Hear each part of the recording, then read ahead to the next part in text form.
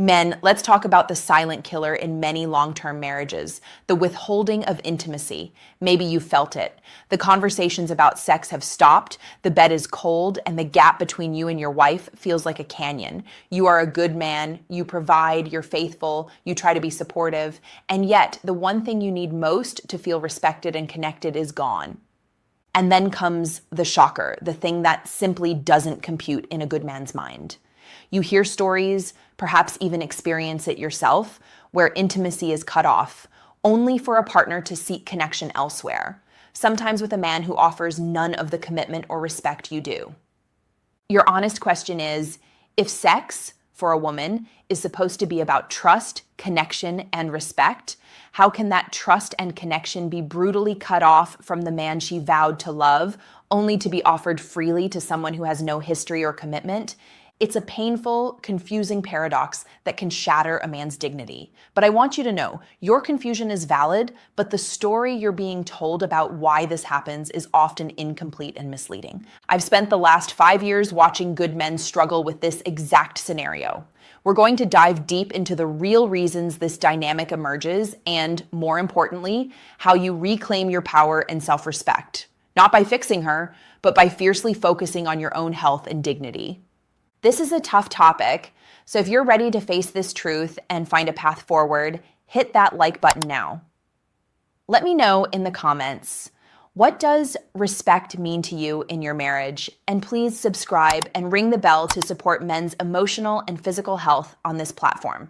The myth we are often sold, and the story many wives tell themselves, is that intimacy is withheld purely because the man has failed to provide emotional connection, respect, or trust.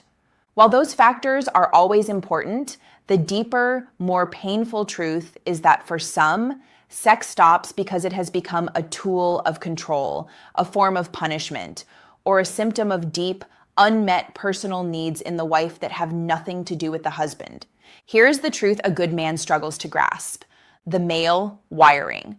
A good man makes a vow, a commitment, and he means it. For him, withholding sex from his wife as a punishment is almost unthinkable. It feels cruel and fundamentally violates the commitment he made.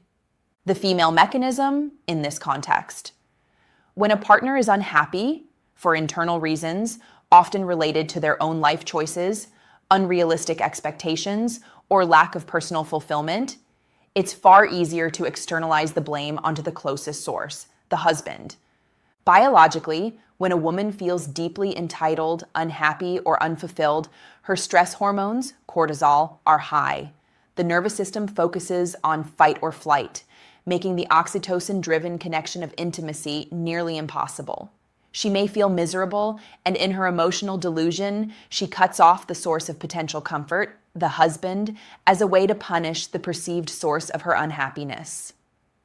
Emotionally, this often stems from a self-centric perspective, where the partner married with the expectation that the husband was responsible for her happiness. When he inevitably fails to live up to this moving goalpost, sex is cut off, not as a reflection of lack of respect for him, but as an expression of her own internal hurt and victimhood. It is incredibly selfish, but it happens. Practically, this turns sex from an act of loving connection into a power currency. It becomes something she can use to control the emotional climate of the marriage, a way to signal dissatisfaction without actually taking responsibility for her own happiness. The trust, connection, and respect have been killed, not by the husband's inadequacy, but by the partner's internal inability to own her feelings and choices. A good man must understand this. The withdrawal of intimacy is often not a reflection of your worth. It is a reflection of your partner's internal disarray and lack of self-ownership. In my 5 years of practice focusing on men's health, I've seen the devastating impact of this dynamic. The man is left emasculated, confused, and profoundly disrespected. The core issue here is the erosion of the man's dignity. When you are treated cruelly, when intimacy is used to manipulate, when your partner fails to see the impact of her choices on the family, your confidence, your resilience, and even your physical health suffer. I'm here to tell you that you don't have to stay in that place of confusion and victimhood. The solution is not to try harder to fix her, but to reclaim your power, your self-respect, and your vitality by focusing intensely on the man in the mirror. This isn't about saving the marriage right now. This is about saving you. Now let's identify the self-sabotaging mistakes good men make when they try to navigate this cruel behavior. When a good man is hit with this level of apparent cruelty and selfishness, he reacts in ways that, while natural, actually give away more of his power. Here are the top 5 dignity-eroding mistakes I see. 5. Falling for the "it's all your fault" gaslight. The mistake: you internalize the blame.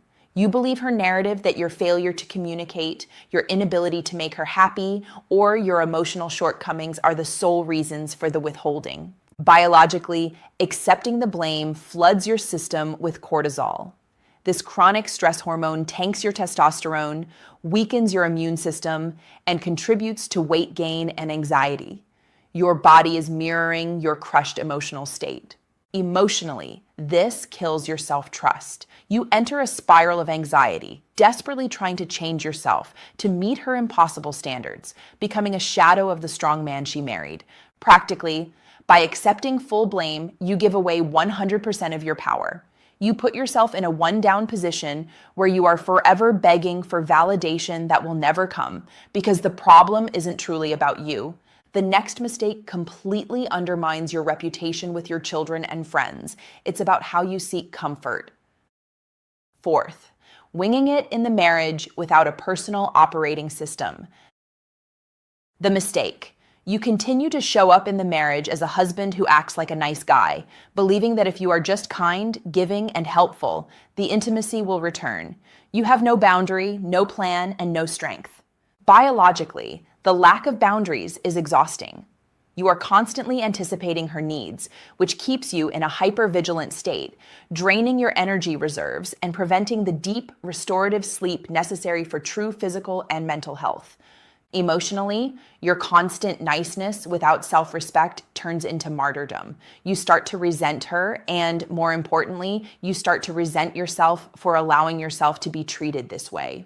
The feeling is not love, but obligation and powerlessness. Practically, she sees your kindness as weakness, a transactional attempt to get sex. It fails to earn her respect, and without respect, attraction cannot exist. This 3rd mistake is the ultimate self-deception that keeps you trapped in fantasy. 3. Believing in the fantasy other man narrative. The mistake: you buy into the idea that if she has an affair, the other man must be somehow better, more exciting, more understanding, or more fulfilling. You think the grass is actually greener. Biologically, your nervous system is hardwired to seek status. If you believe another man is providing the connection you can't, it triggers deep feelings of inadequacy and low self-worth, further crushing your hormonal balance. Emotionally, this allows the partner to use the "I deserve happiness" fantasy as an excuse for cruelty.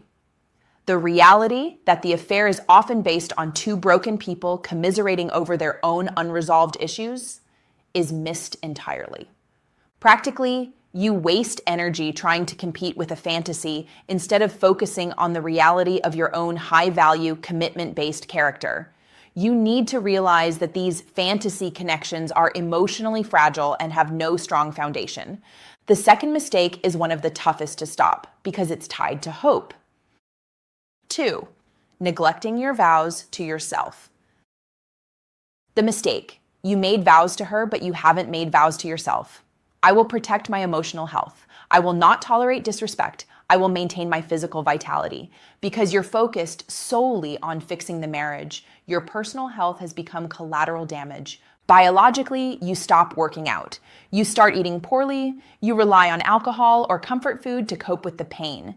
This physical neglect accelerates aging, promotes systemic inflammation, and guarantees low energy and low mood. Emotionally, by neglecting your self-care, you signal to yourself that your needs and your body are disposable. This self-abandonment makes you feel even less deserving of respect, making you an easier target for manipulation. Practically, you lose the one thing you can completely control, your own physical and mental edge. You cannot lead your life or your family from a place of physical and emotional exhaustion. The number one mistake is what I call the ultimate surrender of a good man's power. 1. The ultimate surrender, staying silent and withdrawing into the man cave. The mistake: you stop initiating sex, and crucially, you stop initiating clear, assertive communication about the state of the marriage. You accept the silence as the new normal, retreating into hobbies, work, or isolation. Biologically, your body accepts the lack of intimacy. Your drive diminishes through disuse. Your mind, seeking safety, stops fighting for connection. This leads to profound loneliness, which is biologically toxic, increasing the risk of heart disease and cognitive decline. Emotionally, this is the self-imposed death of hope. You resign your role as an active partner and become a passive housemate. You trade your dignity for a strained peace. Practically, when you surrender your voice, you allow the negative dynamic to become permanent. You teach your partner that her unacceptable behavior has no consequence, which reinforces her power and confirms your fear that you are, in fact, disposable. A man of integrity must speak the truth, even if it is uncomfortable. The path forward is not about winning a fight. It's about establishing a framework of self-respect. Here are 3 steps to get you back on track to be the strong, confident man you are. 1. The dignity check. Redefine your boundaries. The plan: define the line for yourself.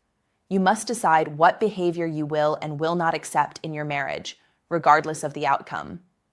The commitment: sit down, alone, and write down a list of non-negotiable self-respect boundaries, e.g., I will not be manipulated, I will not tolerate cruel language, I will speak my truth with integrity. The goal: the boundary is for you, it's about how you react, not how she acts. This creates a solid, unmoving foundation of self-worth that no external force can shake. This inner strength is the most attractive and respectful thing you can cultivate. 2. The testosterone turnaround: health as a weapon. The plan: aggressively pursue your physical health, not to attract her, but to empower yourself. What to do? Get your testosterone and general metabolic panel checked. Commit to intense resistance training, lifting weights 4 times a week. Focus on lean protein and cut out processed sugars. The biological impact: this is a direct investment in your mood, energy, muscle mass, and mental clarity. High vitality is intrinsically linked to confidence. As you reclaim your health, you physically and mentally become less susceptible to emotional manipulation. 3. The communication of strength: use I statements for clarity. The plan: communicate your reality to your partner, not to complain, but to clarify the state of the relationship without blame. What to say, assertively: I am no longer comfortable with the level of emotional distance and lack of intimacy in this relationship.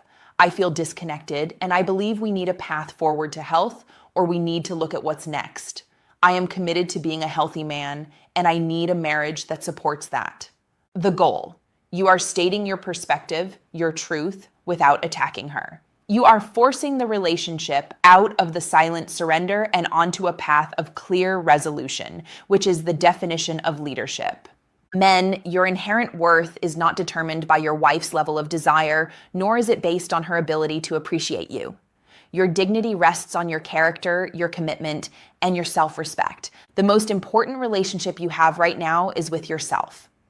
Focus on becoming the man who deserves respect, who demands respect, and who lives with respect. And you will find comfort, freedom, and an undeniable confidence that changes the atmosphere around you. Do not let the cruelty of unmet expectations define your future. Good men are the backbone of society, and you deserve a life filled with vitality and true connection. Your age is not a time for surrender, but for fierce reclamation of the best version of yourself. Your power is not in controlling others. It is in controlling yourself and your response. I want to see your commitment. In the comments, tell me one thing you are going to do this week to invest in your physical health or emotional dignity. If this video gave you clarity and strength, please like, share it with another man who needs to hear this, and subscribe to our channel. I'm Dr. Jocelyn, and I look forward to supporting your journey to a life of unshakable health and dignity.